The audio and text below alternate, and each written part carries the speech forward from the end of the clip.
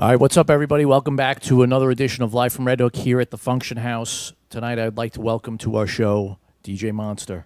How you doing, guys? Thanks for having me. What's up, man? Welcome to the Function House. Guys, for sure, for sure. Thanks for coming down, man. Good to be in Brooklyn. So the name Monster definitely has something to do with the size, right? Pause. I think so. Yeah, well, I got the name from my boy Sent. Shout out Sent. We worked together. We'll talk about where that was later. But yeah, one morning I just came into work and I was just tired from the night before. I was working in this recording studio. I had no sleep and I was just walking around like Frankenstein basically. And they just started busting my chops, calling me Monster, can't read, Monster, pick up box, and then stuck, man. That was it. You played football? I did. I played 9th and 10th grade. And then I started DJing, so that was a wrap. That's right it. There, yeah. There goes the football career. So yeah, that's the story of how I got the name, man. I went through probably 20 names before that. You know. What was the worst name you had? The worst name, probably Al Flo, because I was Al. My name's Alex, so Al Flo, I think was probably. So one of the first 2 or 3. I wrote it on my backpack in high school, and that was it. So, Mike, you have a DJ name, or is this always your full name? Mixmaster Mike. Yeah. Okay, I heard of that. I heard of that name was slightly. And DJ Foreplay. I think that was Okay, my a two. little kinky there. Yeah. So where are you from, and how'd you get into the business? Well, I grew up right outside of Philly, as you can tell. I'm repping for the area. Yeah, so like suburban Philadelphia. I grew up. You know, I got my equipment when I was 15. I mean, I was super into music. I mean, there was records all around my house growing up. I had the Fisher Price turntable with the 45s, and you know, my parents had plenty of vinyl, so I was the different color. yeah, with the orange tone arm, I think. Yes. And then they had the little booklet with like the strip, I think, and like the beeps every time the story. You know, you had like the booklet. You know, taking it back. So you started mid-80s. Yeah, I mean, you know, you had 2 of those. I did not. I wasn't that ahead of the game, but we definitely had that big, like, remember that big bulky record player that was like a table almost? It was like a furniture piece. Yeah, exactly, exactly. Yeah. I think I caught the end of that before they moved it to the attic. And had like the arm that like stuck on the record. Yeah. So yeah, I mean, I was always around records and music, and you know, being early mid '90s, just hip hop was just booming and so exposed to the culture. I just had to get involved, man, and I ordered from the Source. Remember the Source had those the downstairs records ads? Yeah. So I finally saved up enough money from my supermarket job, and I bought that starter kit for like $300. So I got the BD10 and the Jazzy Jeff mixer. How pumped were you? Oh, dude, I was sitting in my kitchen, got home from school, and I see the UPS guy coming to the door with this big box, and I'm just like, that's it. Grabbed that box, ripped it open like Christmas, man. That's when you had to wait for shit to come in. Yes, yeah. There was no overnight. There was no Prime. No. It was like 7-10 days. Oh, it was a while. 2 Yeah, weeks. I remember. It was the Slick Rick Source. I think '95, March '95 was the issue that I ordered that specific that day. So yeah, man. So I got the equipment and that was it. I was instantly like making tapes like that day. Running to the playground like, yo, I got my equipment, man. Check this out, you know. And so yeah, that's. You ever listen to any of those tapes? I wish I had those tapes, man. I would love to hear that, but God only knows. You know, they're somewhere, I'm sure. You know, I didn't throw them out. You know, they're in a box. You know. So growing up in Philly was like Jazzy Jeff the man. Like, was he? Did you get to go like any parties and stuff that he was DJing? Like, what was it like? Well, Jazzy Jeff, like I think that was probably the first cassette that I got my parents to buy me was Rock the House, Jazzy Jeff, Fresh Prince, and oh man, was I 6, 7? I don't know how old I was, but I listened to that tape religiously, and I don't know if that had a heavy influence on my outcome, because that, it was such a heavy DJ album, Yep. All the scratches, everything. So I mean, I'd play that to the death, man. But yeah, of course, Jazzy Jeff's a huge influence in Philly. I met him. I think he's probably one of the first people I ever met in the industry going into Sam Ash and King of Prussia, which is right outside of Philly. And there's Jazzy Jeff in the parking lot, just like, oh my God, Jazzy Jeff. And I just, humbly, gave the praise and, oh man, it's great to meet you. And that was like the first dude I ever met. So naturally, like being around Philly, like who else is going to be with Jazzy Jeff? Yeah, right? of course. So, but Philly, there's so many great Philly DJs that influenced me. Listening to the radio, Power 99 was like the number. It's like the Hot 97 of Philly, Power 99. So you had Cosmic Kev, DJ Ran. Those were like the two top guys. And Cosmic Kev was just crazy, like just the scratches and yeah, it was super influential. But those three guys. There's Tap Money, DJ Too Tough. I can go on and on. Cash Money. So many Philly DJs that are just like, on a whole other level. Sure. So you always were in hip hop. You ever like branch out to any other genres of music? Oh, for sure. I play everything now. I started with hip hop. I was buying hip hop records, and then I just inherited my parents' collection. Like, I went up in the attic one day and just started digging around and found a bunch of records, disco, a lot of Philly soul stuff, Stylistics, Teddy Pendergrass. Because my father grew up in Northeast Philadelphia, born and raised. So the Philly sound was super influential. So sure, tons of those Philly records. And my mother is from Montreal actually. So I had a balance of like French records and and like 60s, 70s stuff. So it was cool. It was kind of made me who I am, I guess. Yeah. What about production? Did you ever like produce any records or work on any tracks? I did. I dabbled in production. Didn't go too far. I kind of like branched off of it for a little bit. But I had an MPC 2000. I made some beats. I messed with like some Wu-Tang affiliated dudes. Killer Army. Shout out Ninth Prince. Staten Island's over there somewhere, right? If you're watching, listening. So I did some stuff. I did some stuff with some cats from Brooklyn, some singers. I was in the studio in the LES that I got an internship at, that I worked at for about 5 years. So I was just a studio rat. I was in there all the time, just like absorbing everything. And so many people were coming in and out of there, like all different types of music, jazz. Any big artists? Yeah, they actually did an album for Les Paul, legendary Les Paul. Yep. I actually met Les Paul there. He was like 90 plus. He passed away. But yeah, they had Buddy Guy, Eric Clapton. Sting wasn't there, but they were working on the album. He was sending tracks in from wherever. So yeah, there was a lot of big time people there. All types of music. From hip hop to Fat Joe. I can't think of names off the top of my head, but yeah, it was a very wide. What was the name of the studio? East Side Sound. It's still there. Okay. It's on Forsyth Street. Shout out Fran and Lou. They're the two owners, and yeah, it's a dope spot. They had a big A room, small B room.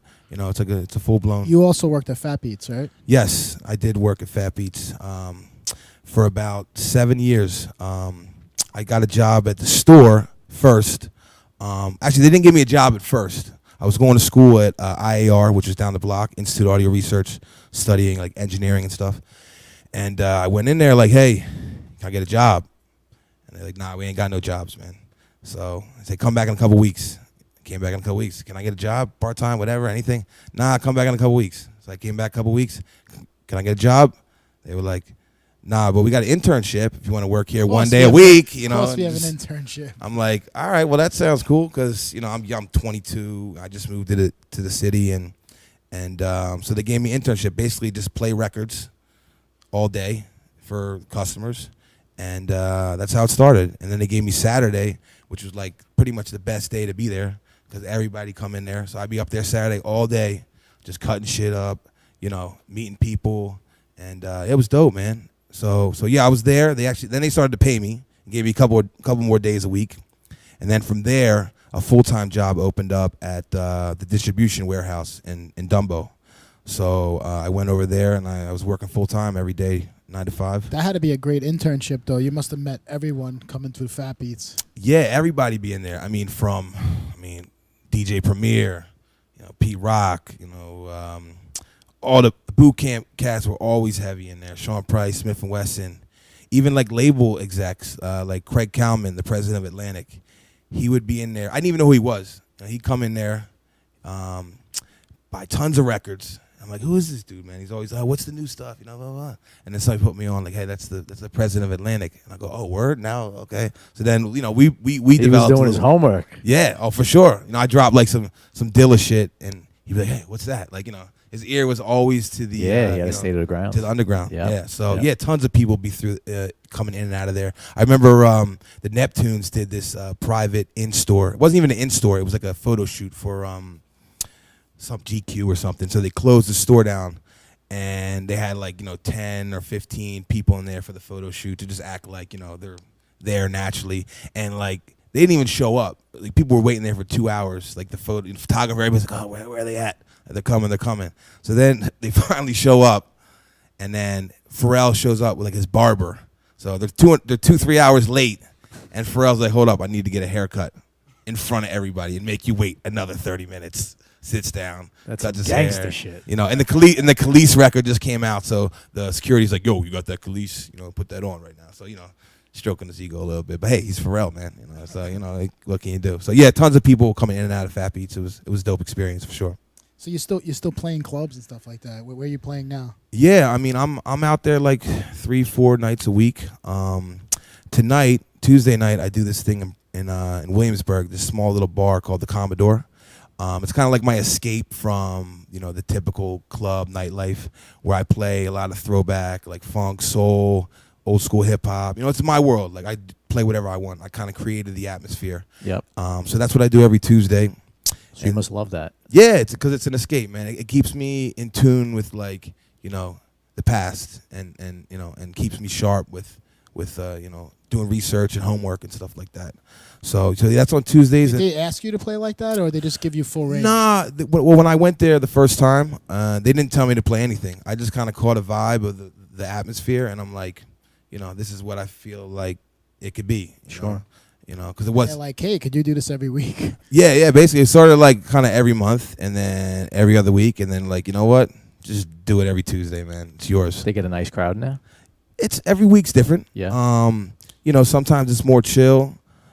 People just, you know, sitting by the bar, hanging out, and sometimes, you know, there's a dance floor raging. You know, I kind of enjoy the each night being different. Like, I don't want it to be the same. You know, it's a nice for people just to kind of vibe, you know, and not have to like get up and, you know, bust moves. So is it you all night? It's me all night. I got some of my roadies back there that's filling for me sometimes. Shout out to Lemma, Color TV. Shout out to the roadies. Yeah, but it's basically me every Tuesday, and then when I can't come, you know, homeboys hold me down. And so that's Tuesday, and then every weekend, pretty much every Friday and Saturday, I'm at the Jane Hotel, which is down on Jane Street, right on the West Side Highway, and I've been there for about 3 years. And that place is just through the roof every night. I mean, lying around the block, people fighting to get in. I mean, it's a really nice place. It is. It's a really, you know, if you've never been there, DM me, whatever. I got you. Come through, because you know it's not that easy to get in. Door over there? It's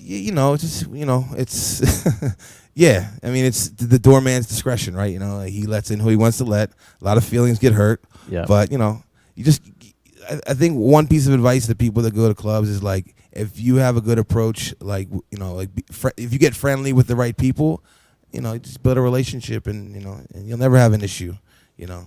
But so, what's the music selection like for that gig at the Jane? The Jane, it's pretty trapped out. No, not actually. No, I mean, it's more top 40 heavy with a little trap kind of urban feel, but there's also some room for, you know, like some new kind of, you know, disco-y, you know, vibey stuff, especially early on, because I'll do the whole. I like to do the whole night, man. I'm the type of DJ that likes to, you know, conduct the atmosphere from beginning to end. Yeah, no, I get it. You know, because you walk into a room when there's someone opening and they're just like, you know, they're all over the place, and they're just dropping like, you know, all the new records at 12 o'clock, and you're like, what's going on here? You have to like reset the room. Yeah. So I like, you know, so early on I play a lot of like chill, very vibey, you know, kind of, you know, throwback stuff, and a Moombahtoney kind of, you know, feel good island vibe stuff. And then once the room starts to fill up, then I kind of turn the ignition and rev it up a little bit. But yeah, I mean, mostly it's top 40, with some throwback stuff mixed in, and yeah, that's basically what it is. So you play there every Friday and Saturday, you said? Pretty much every Friday and Saturday. I mean, I'm definitely there one of those nights, but usually both. I mean, so that's something that you normally don't see nowadays, where somebody has a residency where they're playing the same room every Friday and Saturday, or every Friday or Saturday, whatever the case may be. Yeah. So how do you stay sort of fresh with your sets, with your music, when you're playing the same room every single week? That's a great question. I ask myself that too. Yeah, because you can get stagnant. I mean, and it's a challenge to yourself to make it fresh, because Right. You can get bored, like, oh man, here I'm gonna play these 10 songs in a row again, and it's gonna work and people are gonna love it, but Yep. it's gonna drive you crazy. So yeah, I mean, you got to dig deep. I mean, you have tens and thousands of songs in your computer when you only play like a percentage of them. Exactly. Yeah. You got to dig. They're there. You just Yep. got to dig, man. If you pull out like at least 10 or 20 new songs, at least it's that much more refreshing. To just involve some stuff that you don't play week to week. Well, I think something that you have that I think most DJs would love to have is the opportunity to actually break records, because if you're playing at the same place every week, it gives you a chance to sort of rotate records in that maybe people don't normally play, and if you get do they get a lot of the same people in the room? With a different crowd every week. You know what's crazy? It's a lot. It's different people, man. Every week. I mean, I see some familiar. There's definitely familiar faces for sure. Is there a promoter-driven club or? It is on Friday and Saturday. It is not. It's just natural traffic through whatever. Just avenue. knowing it's a hip spot. Yeah, right? it's been there for like 10 years. So I mean, it's still. I had this conversation with my boss the other day. Shout out Matt. That like, it's kind of like a blessing that like. It's still just revving, and I mean, people are fighting to get in, and there's 200 people in line, and it just keeps going, man. Yeah, it's always had a good name. Yeah, yeah, and I mean, I try to play my part to keep it reputable and like keep the music good. Like quality is kind of like my forte. I feel like if I'm playing good music, I can stand behind that, and hopefully that kind of translates to. So, what is your favorite genre of music to play? Well, I mean, I'm a hip hop dude at heart, so I mean, to play, it just depends on the gig, the venue. I mean, I love playing like funk and soul and disco-y stuff, and like garage, warehouse classics and stuff like that. I mean, I love it all, man. I mean, I couldn't say I got a favorite nowadays. Being older and more experienced, like you kind of grow into things, and the love expands to all types of genres. So yeah, everything, man. But hip hop is the heart. I mean, that's where it all comes from. You know what I mean? So yeah, everything. Who's your favorite DJ? Big question. That's dun dun dun. That's a tough one to answer. My favorite DJ. Most inspirational DJs. I mean, I guess I'd have to go pretty generic and say Jazzy Jeff, since that first cassette I had was, had, I guess, the most impact on my young mind. I mean, it kind of got embedded into my my DNA. Well, So, are there any like local DJs that like you like to enjoy listening to? Like you like to go out and just like when that DJ's playing, it's just sort of like local to New York? Yeah. Man, trying to think. That's a loaded question. That's yeah, a I got to revisit that one. I didn't. Yeah, I mean, I'm drawing a blank right now. I mean, there's a lot of great talented guys, Yeah,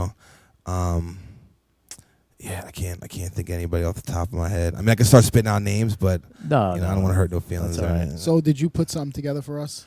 Yeah, I mean, I got some ideas. I mean, I was trying to, put something more concentrated together, but I got some records I wanted to play, so I'm ready to play them. Touch on that funk and soul. A little bit for sure. All right, cool. Yeah. We're looking forward to it. Thanks Cool. for coming down. Thank you, fellas. I'm going to take Appreciate a it, man. 2-minute break. We're going to Yes, get sir. Monster up on the set. All right. Peace. Go.